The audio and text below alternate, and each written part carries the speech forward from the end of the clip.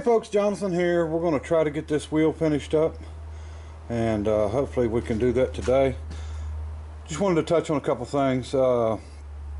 First off, on our dowel cutter. Okay, I did sharpen this very sharp. Matter of fact, I could shave my hair with it before I put it back in because I was worried about it splitting the end grain on my hickory. I didn't want it to break anything out, which, as you could see in the video, you know, it's very sharp. This is not a spoke shape, so it wasn't made just for doing spokes. This was probably, now first you got to realize this was made before, you know, the invention of a car, or this was patent, okay, 1880, so before cars. Now this could have been used on the end of a spoke on a wagon, but chances are this was probably used for furniture. I would guess, you know, if it was really big, I think this goes to an inch, but if it was, you know, really big, I'd say maybe, you know, for post and beam buildings or something like that. But with it being the way it is, plus it's got a limit to how far you can dowel. You can probably dowel, you know, maybe 2 inches or so, and then this adjustment here actually stops, you know, so you can set a depth on it. But I'd say probably chairs, kitchen tables, stuff like that. And it was made for hand, and I've run it on the slowest speed that this particular machine will run, but as you can see, you know, it does a really good job, and you know, you can control your, you know, your pressure on it pretty easy, and I really like it. I'm glad I bought it. I think I got about 30 bucks in it. They are loaded on eBay. I mean, there's a lot of them on there, all different brands, different you know, a little bit different designs, but basically they're all the same. The only issue I had with this one, if you've seen that first spoke, when I was doing it, you could see the spoke go back and forth. So my hole wasn't particularly centered, and you know, I'm sure this wasn't made with you know, absolute precision, but I was able to get it lined up to where it would, you know, go with being centered, and I actually done that by, hopefully you can see this. I'm going to go upside down here. I don't like the light. Anyway, that screw in the center right there, if you loosen that, you can move this plate back and forth a little bit, and I got it to where, you know, it was as centered as can be, and worked really well. And I mean, it really took the chips out, so no issues with that. I think this is just called a dowel cutter. I don't, you know, it's not a spoke shave. Okay, as for these spokes, actually seen where, you know, someone had posted that oh, we've got a moth in there.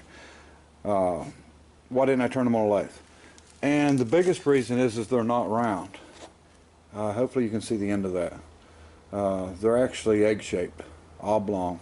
They're wider than they are thick. So I didn't even bother, or, you know, it wasn't even really a thought to me to put them on a lathe just because of that. If they were perfectly round, you know, like a wagon wheel spoke and stuff, which I'm assuming they are, you know, it would probably be a lot easier. But since they're not, I just figured I would do them by hand. And, you know, they're not that bad. I mean, you know, with power tools. I bought a load of belts years back, and, you know, they've just been hanging around. And I actually burnt my little sander up, my belt sander. And I bought another one the other day, used, and from an estate, and that's when I pulled these belts out. Now, I had 3 of them do this, so that's why I was saying that they wouldn't hold together. But I mean, somebody had mentioned super gluing them. You know, it's worth a try. I would definitely, you know, I'd try it, you know, just to save them, because they're not in bad shape. Now these are, I think I said they was 24 grit, so they're really coarse, but. And I used 3 of them, and they messed up, and then I even had an 80 grit do the same thing, and it was doing a good job too. But you know, just gotten old, and you know, the belts I bought surplus anyway, so they may have been old when I got them.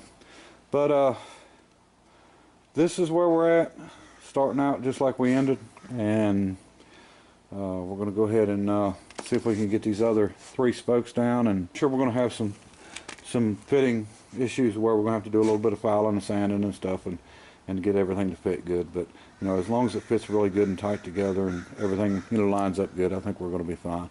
And I think we're going to get at it and get these other 3 knocked out and try to get this wheel together. And I'll show you as we go.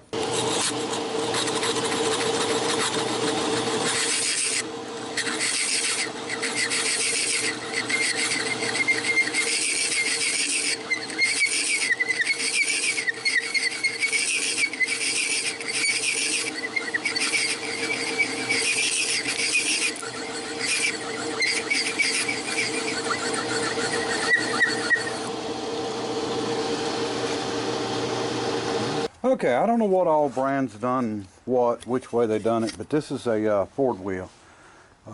Model, I think it's Model T.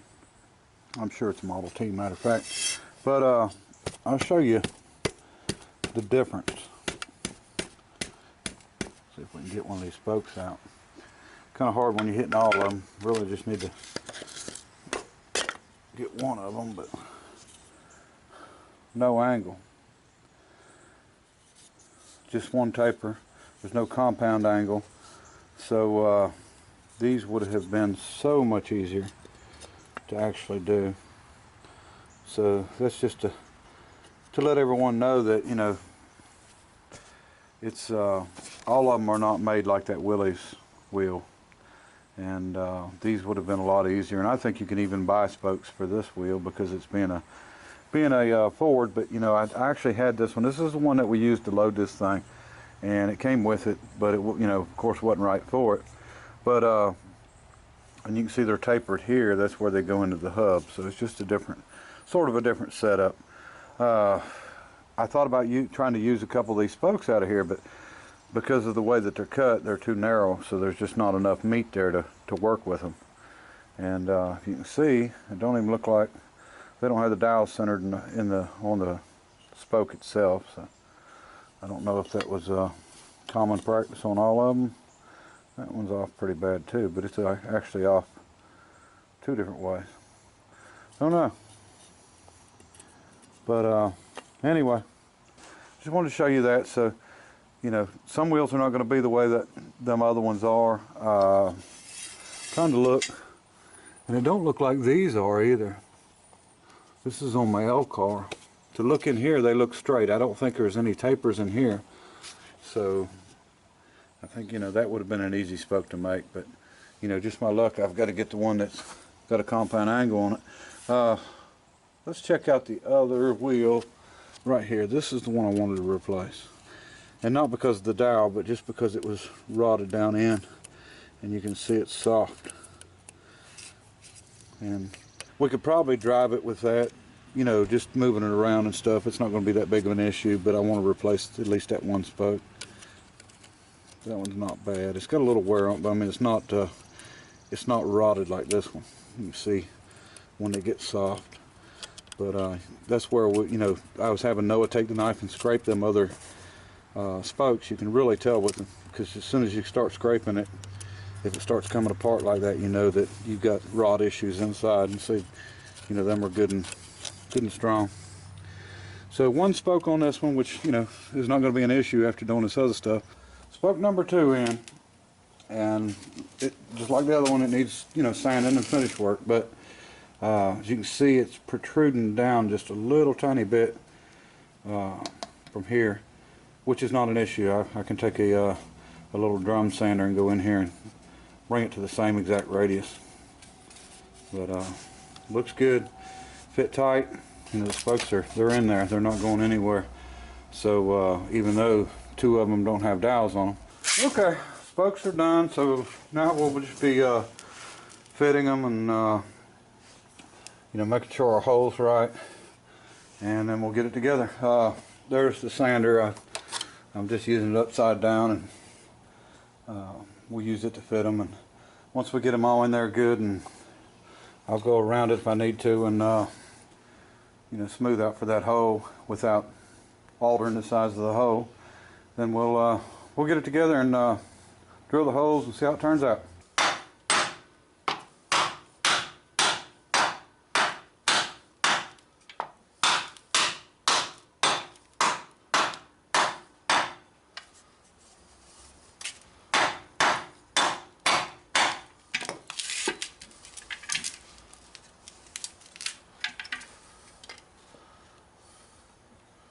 Okay, the reason I didn't mix these around is because I want to keep these holes here for the hub.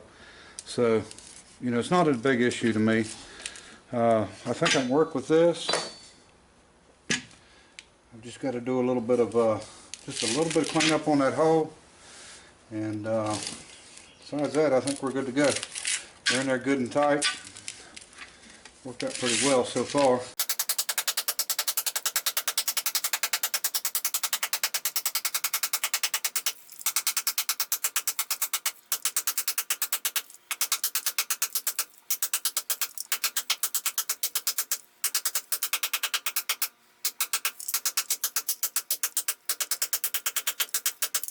Okay, we got it together, and now we're going to drill the holes, get the bolts in it, bolt the drum on, and we should be about finished with it. So, come out looking pretty good. We're going to sand it up a little bit, make it look a little better, but get them holes drilled now. Okay folks, all finished, and we'll get it upside down. Just need to say Whippet, don't we? Just about ready to be able to put on. Okay, and if there's anything I want somebody to get out of this that would actually make me happy, is if they go look at a car and it's got wooden wheels on it and got a few rotten ones, rotten spokes on it, instead of, you know, in your head saying, well, you know, that's going to be thousands of dollars to get the wheels redone, you know, maybe this will help somebody out and they can you know, replace a couple of spokes. You won't scare somebody away from something so quick, because it's, you know, it's not that bad to do. And you know, if you really, you know, take the time, it could have all been done by hand. It's nice to have machines to do stuff, but all right, appreciate everybody watching. Till next time, bye. Okay folks, I wanted to add this in with the Whippet wheel video here. Made a trip, Noah and I, to see one of our subscribers, Joey, and his father passed away a few months back, and they had some stuff on, well, what he called his farm, but it was actually an old, I think it was like a weapons factory back in the Vietnam era. And they built a lot of stuff and had buildings everywhere, and it was neat as can be.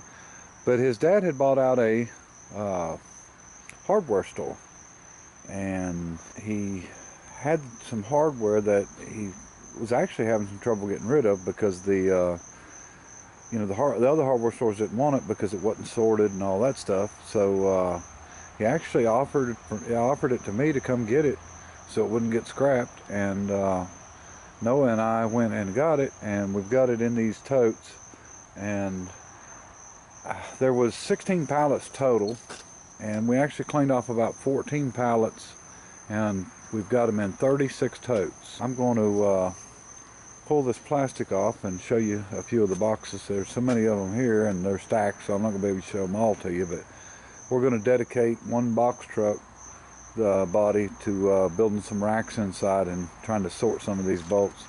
But let me show you what we've got. And of course, as soon as I pulled the plastic off, they just wanted to start raining on me. We're just going to open a few here at random, and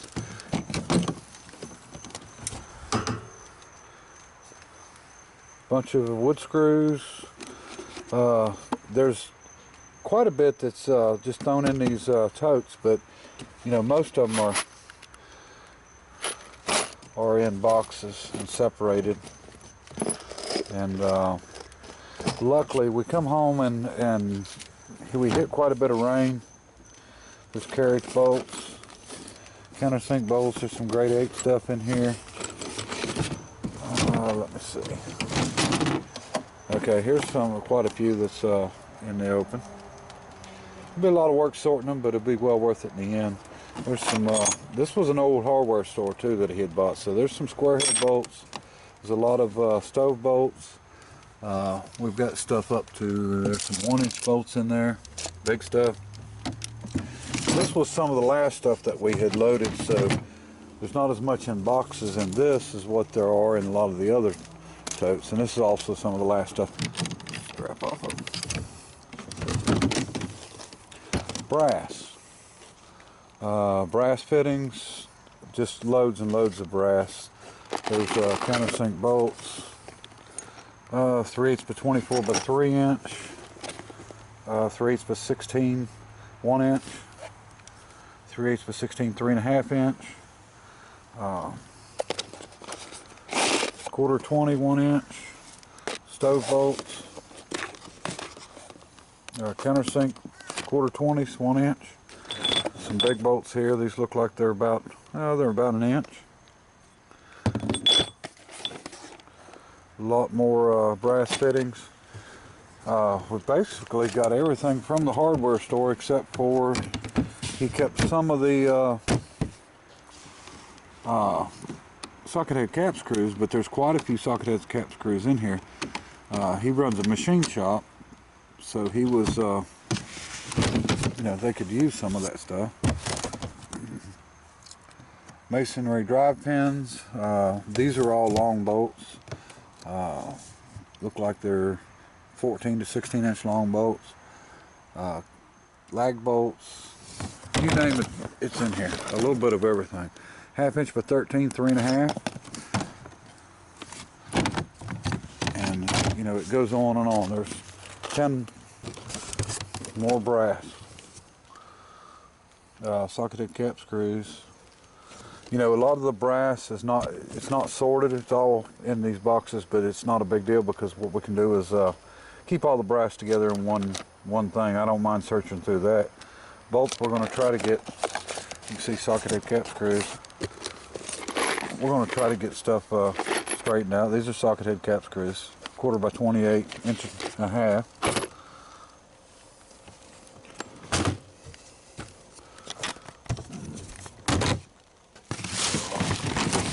And let me see. There's some brass, there's screws, bolts. This is one of the lighter totes, and there's not too many of them. 36 totes total. And these are boxes of bolts. Screws, wood screws, machine screws. These are actually brass. Let's look at these. Yeah, brass machine screws. And all the boxes are labeled. Slotted round wood screws. But this will definitely give Noah something to do. We'll get them in the box and start separating them up, getting all the bolts and the screws separate. We'll probably leave all the screws in the boxes and set them up where we can see the ends of them, and then we can get all of our bolts into bins, and then, you know, put all our brass in one spot. But there is just a lot of bolts in here. Plenty of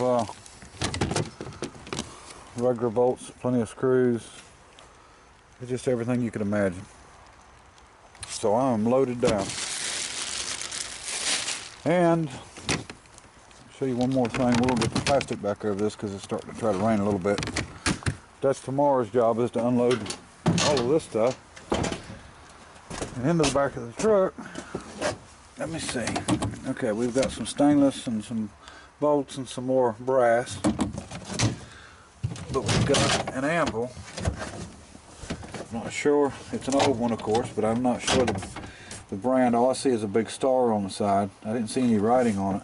It is broken in the back, so we're gonna do a little machining on it and try to make it, straighten it out a little bit. But I'd say it's probably a 75, 80 pound. Pretty good size. Let me see if I can get it sideways where we can see this emblem. Yeah, that's all I can see is that emblem, and it's cast. It's not a. It may not be a really great anvil or anything like that, but you know, it's nice to have. And you know, the end that would normally be broke, I would think, is the one that's left. So we can do some machining on it and make it back nice. All right. Well, everybody knows how much I like bolts. And I want to thank Joey again for offering these to me and giving them to me and helping us with them. Helped us get them loaded up. And we transferred everything off pallets into these and got them loaded and everything, and took us about 2 hours total. And like I said, there's some of you may know how much a bolt can weigh up when you start packing a lot of them together. So it was definitely a load, and coming down through the mountains. But we've got them, so we'll get to work on getting that box done and get all them in there.